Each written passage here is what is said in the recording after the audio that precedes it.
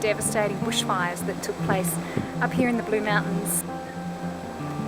I've had the opportunity to chat with a couple of locals about what it was like during the fires and now in the aftermath, what it's like rebuilding. The 17th of October in the Blue Mountains was a tragic day.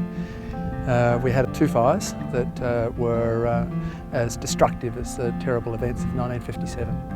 We're all locals, so we live, up the mountains, Blackheath, or down the lower mountains. And there was fires in both those locations, and we kind of wanted to be at home or with our families. So we decided there was no one to staff the shop, so we closed. We spent the last 37 days putting those fires out, putting them to bed, and that's now happened, and I'm pleased that it's over. Bit of a ghost town. Anyone that was up here kind of left, and people just didn't come up here at all from Sydney. We're asking people to stay out of some of the burnt areas. That's simply because we've got to do our inspections to make them safe and give the bush a little bit of time to recover. That won't take too long, and then they'll be open too, and they'll be the best spots, bursting with wildflowers.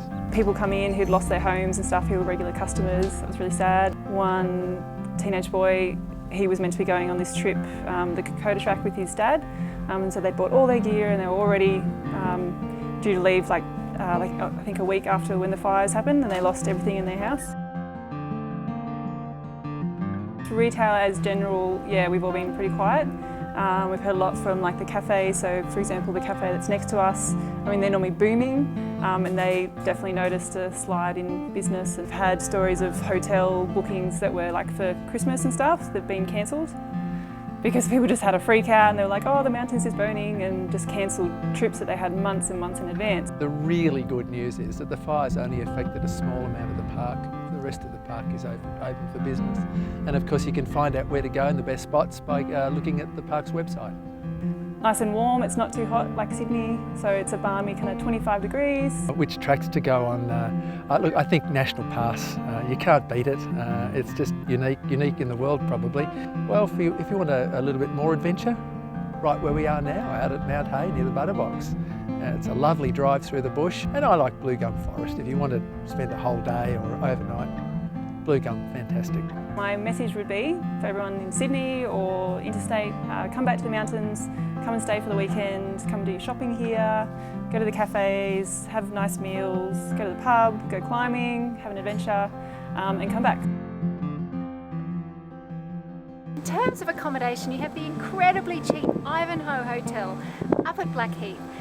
Their room prices are pretty incredible, and they do great pub grub as well down in the bistro. If you want a fancy schmancy meal, there's always Silks at Lura, and also I like Escarpment at Blackheath.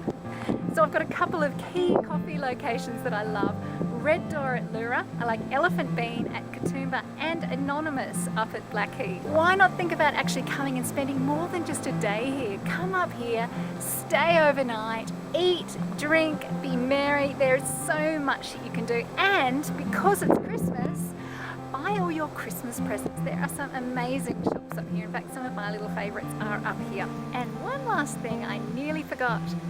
One of the nice things to do is actually drive back to Sydney down Bellsliner Road, pop into some of those Hawkesbury Harvest kind of people, pick your own fruit, and have some of the best pizza and beer in the fabulous Apple Bar on the way.